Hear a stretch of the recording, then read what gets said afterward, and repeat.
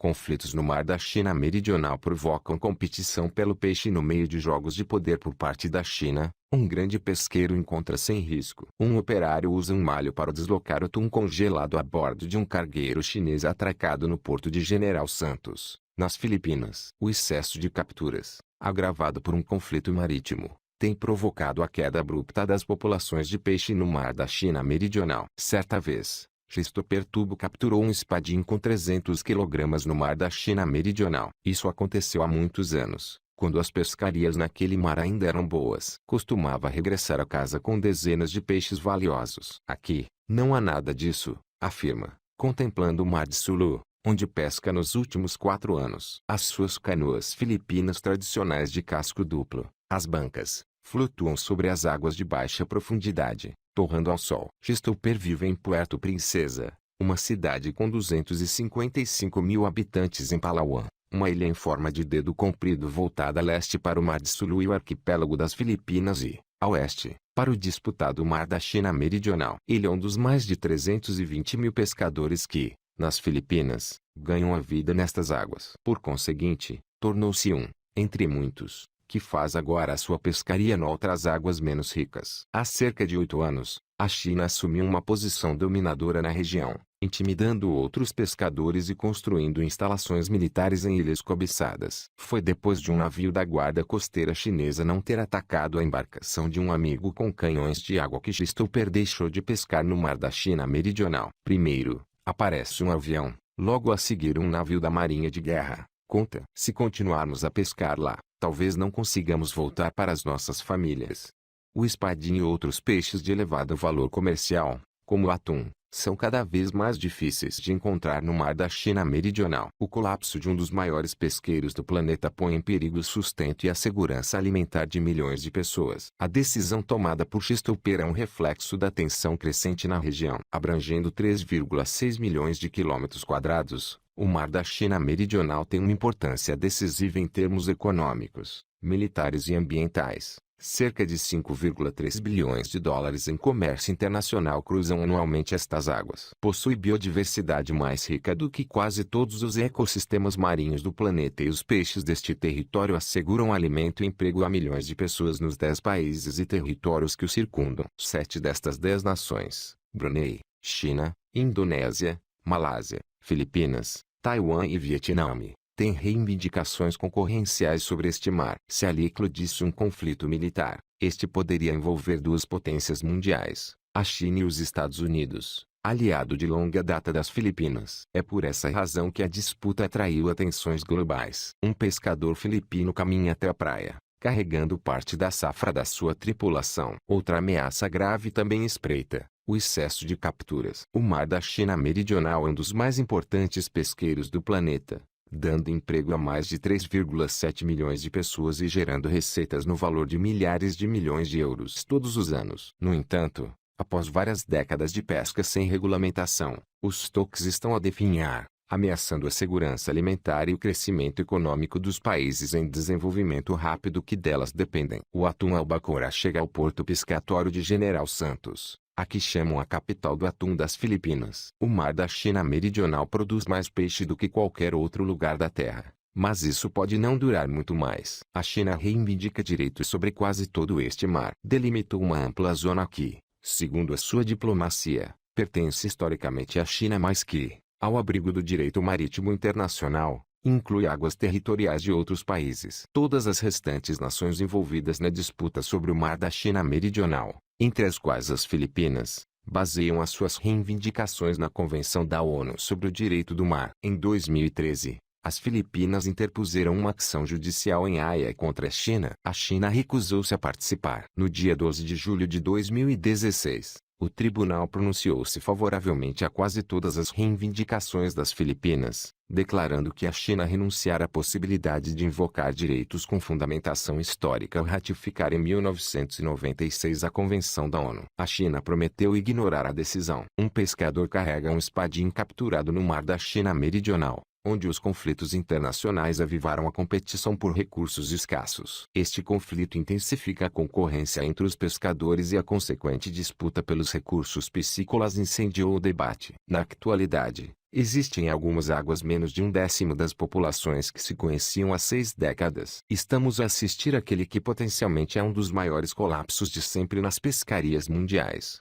afirma John McManus, especialista em ecologia marinha da Universidade de Miami que estuda os recifes da região. Centenas de espécies entrarão em colapso e poderão desaparecer relativamente depressa, uma após outra.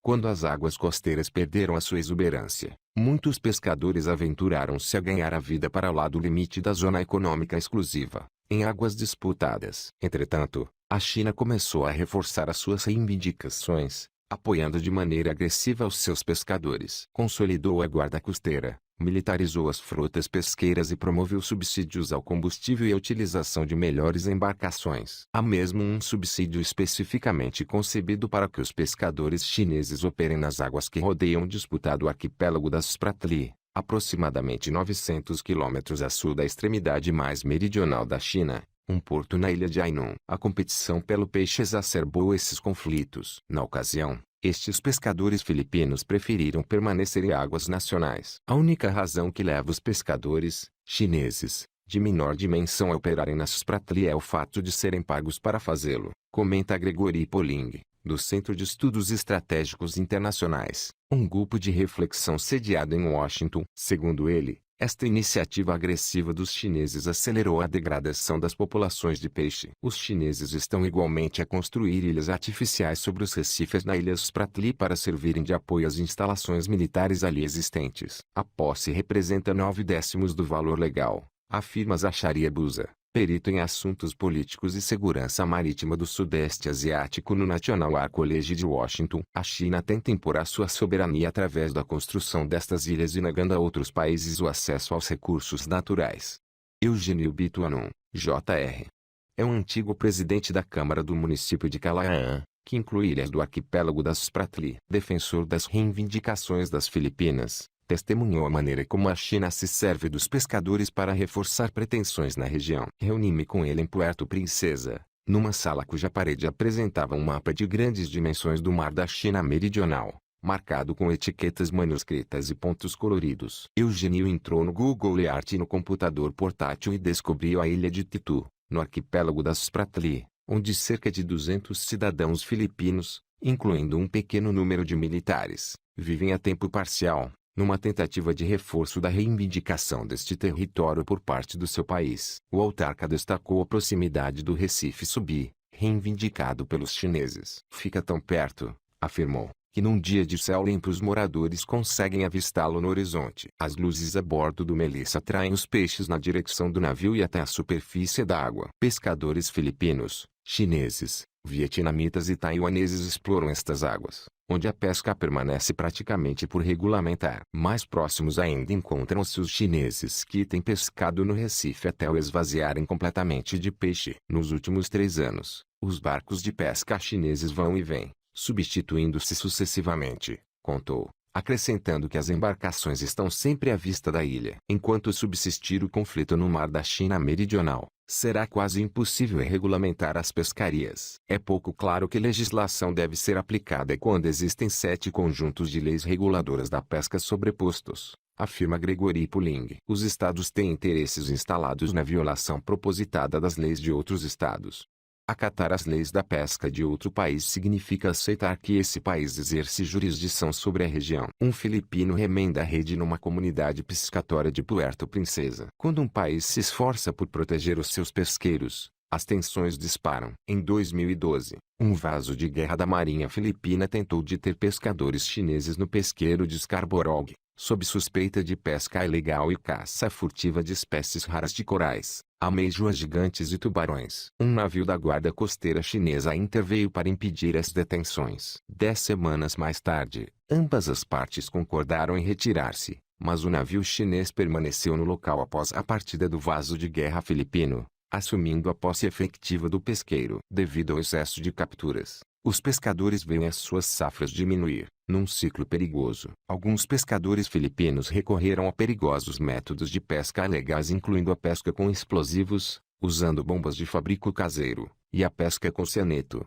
que se serve deste veneno para atordoar os peixes e facilitar a captura. Estes dois métodos matam o coral e os outros peixes, danos colaterais que estão a aproximar ainda mais o mar de uma crise de sobrepesca. Trabalhadores no complexo portuário de pescas de Navotas, o maior das Filipinas, escolhem os peixes capturados pelos navios regressados do mar da China Meridional. O peixe é uma importante fonte de proteína na região e qualquer colapso das pescarias seria catastrófico. No entanto, ainda mais destrutiva para os recifes é a construção de ilhas e a caça furtiva de ameijoas gigantes praticadas pela China, em larga escala. A caça furtiva, que consiste em escavar zonas inteiras de recife para recolher as ameijoas, tem causado a maior parte da destruição documentada de recifes no mar. Por seu turno, esta afeta as populações de peixes. Quando um recife é destruído, o ecossistema descontrola-se. Os peixes do recife perdem habitat. Os peixes pelágicos como o atum perdem uma fonte importante de alimento e as larvas dos peixes de um recife deixam de ser capazes de repor no outro recife os seus efectivos. É possível que estejamos a assistir a um declínio grave em cerca de metade dos recifes do mar da China Meridional,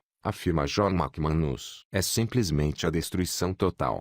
Águas agitadas. Os países costeiros beneficiam de direitos marítimos, incluindo a autoridade para explorar e aproveitar os recursos naturais ao largo das suas orlas costeiras. Estas zonas econômicas exclusivas podem ser fortemente contestadas e, em áreas como o Mar da China Meridional, onde se aglomeram muitos países, as reivindicações e direitos náuticos podem sobrepor-se. John Bowen. Fonte: Iniciativa Asiática para a Transparência Marítima, Centro de Estudos Estratégicos Internacionais. Segundo os peritos, uma gestão cooperativa a nível regional, incluindo cortes dramáticos no número de embarcações de pesca e restrições impostas a certos métodos de captura, representaria um contributo para tornar sustentáveis as pescarias do Mar da China Meridional. Gregory Puling interroga-se se tal plano poderia ser concebido a tempo de evitar o colapso das pescas. Isso exigiria o fim das disputas territoriais, afirma. Se a China teimar, enquanto os restantes países fundamentam as suas reivindicações no direito internacional, o acordo não será possível. E, portanto, os peixes do Mar da China Meridional estão a desaparecer, enquanto os países vizinhos assistem passivamente ao processo ou até encorajam os seus pescadores a aumentar as capturas.